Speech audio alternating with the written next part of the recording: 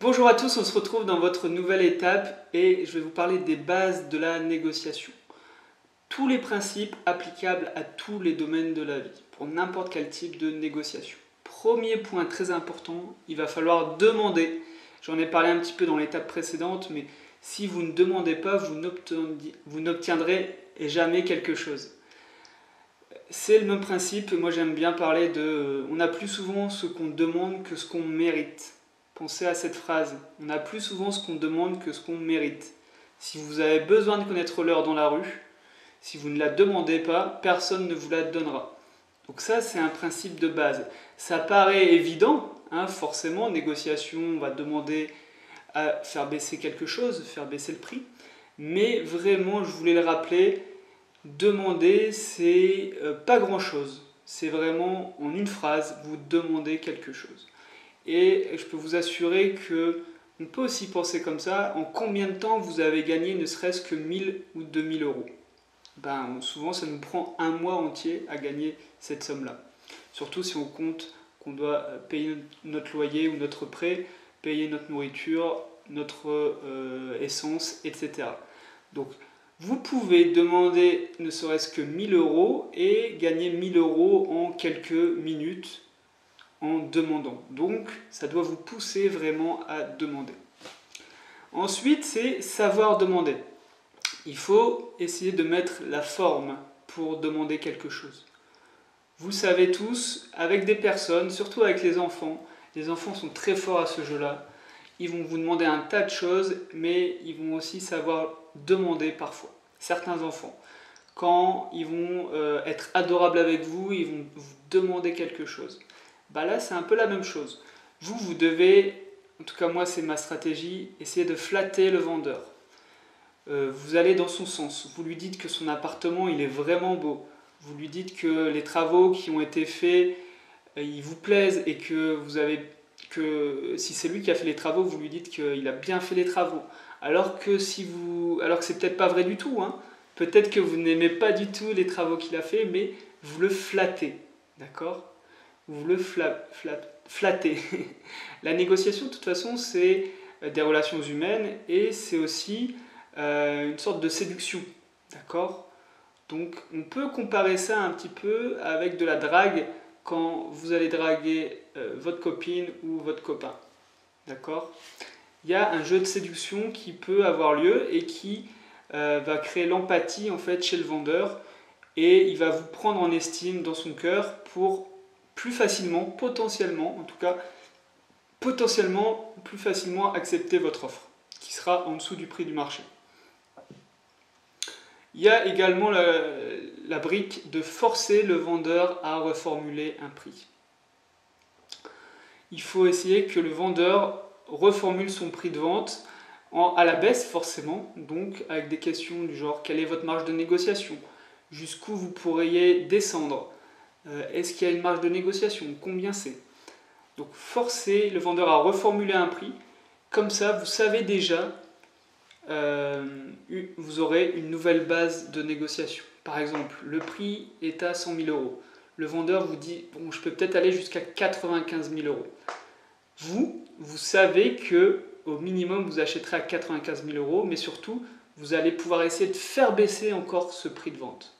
Parce que le vendeur, en disant, je peux baisser à 95 000 euros, mentalement, dans sa tête, il s'est vu du coup vendre cet appartement 95 000 euros et il est peut-être encore susceptible de faire baisser son prix. Donc, il faudra faire une négociation à un prix encore en dessous de son prix minimum qu'il vous dit.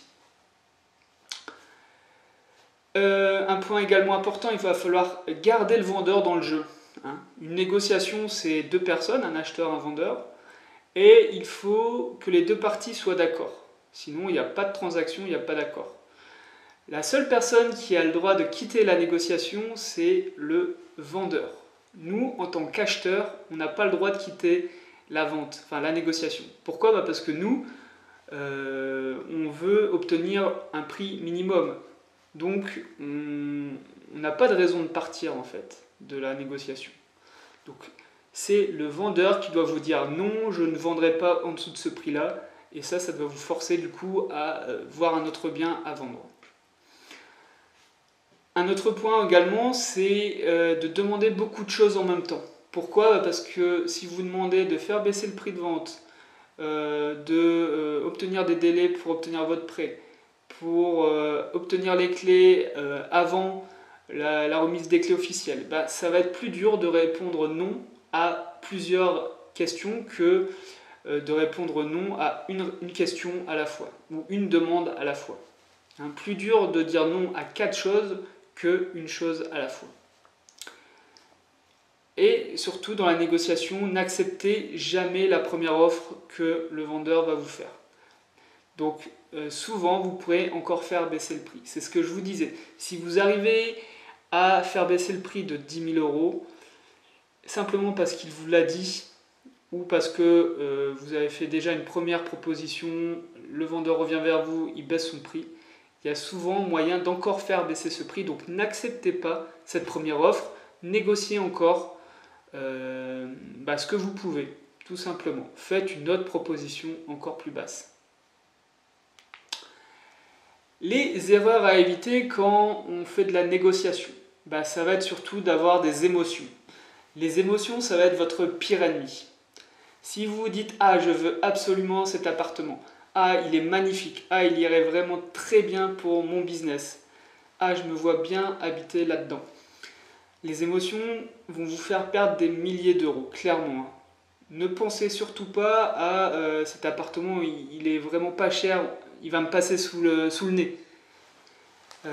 N'ayez pas des réactions de ce genre parce que vous verrez que ça va vous faire des erreurs. Ça veut dire que vous n'allez pas négocier assez, tout simplement. Vous allez l'acheter direct.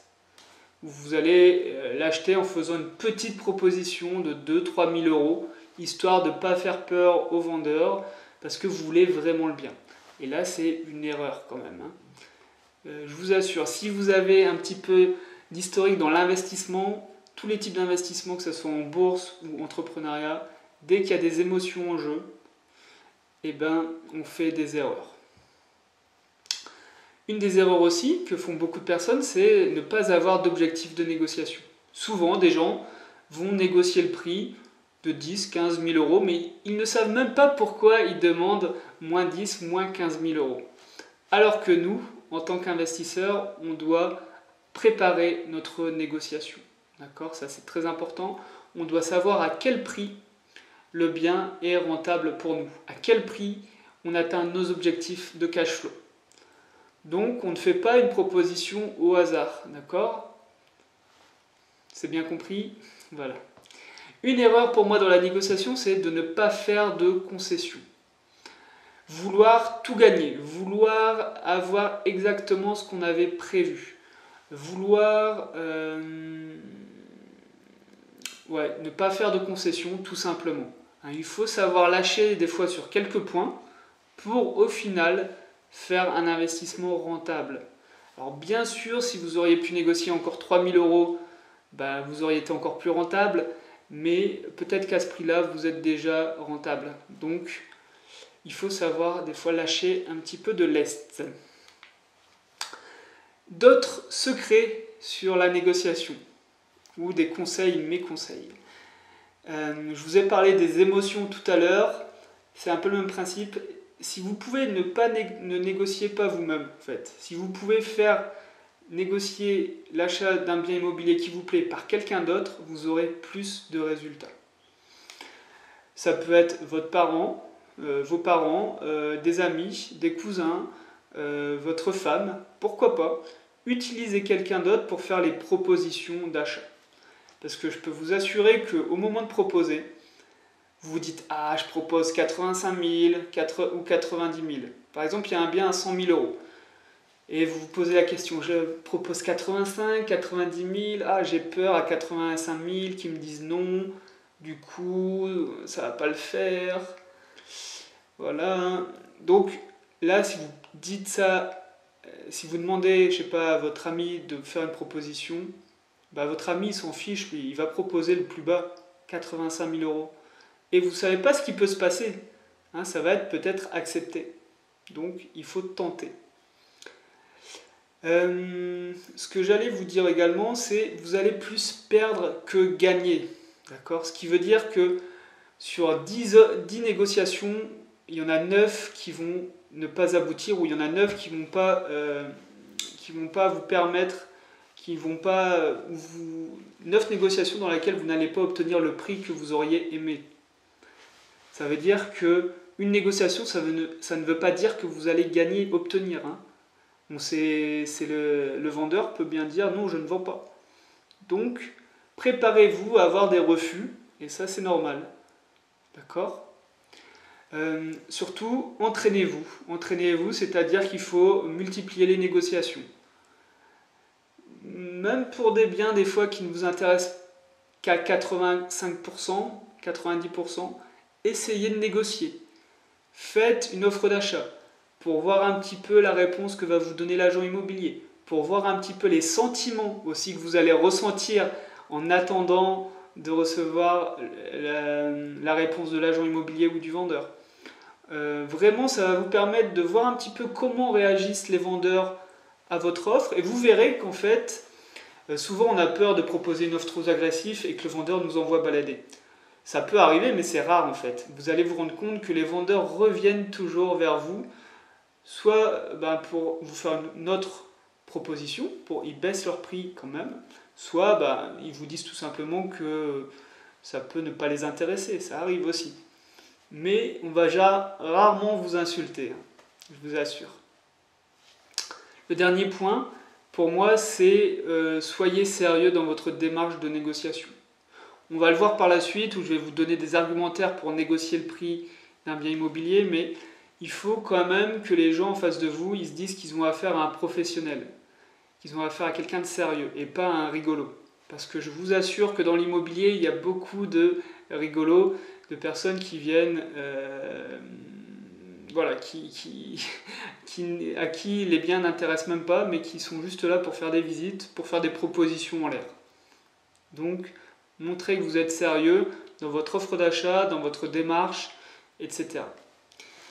Parce que c'est plus facile de négocier avec quelqu'un quand il a l'air sérieux que quand il a l'air d'être un rigolo, tout simplement. Allez, on se retrouve dans l'étape suivante où je vais vous montrer quoi négocier dans l'immobilier. Et moi, je vous dis donc à tout de suite dans votre prochaine vidéo.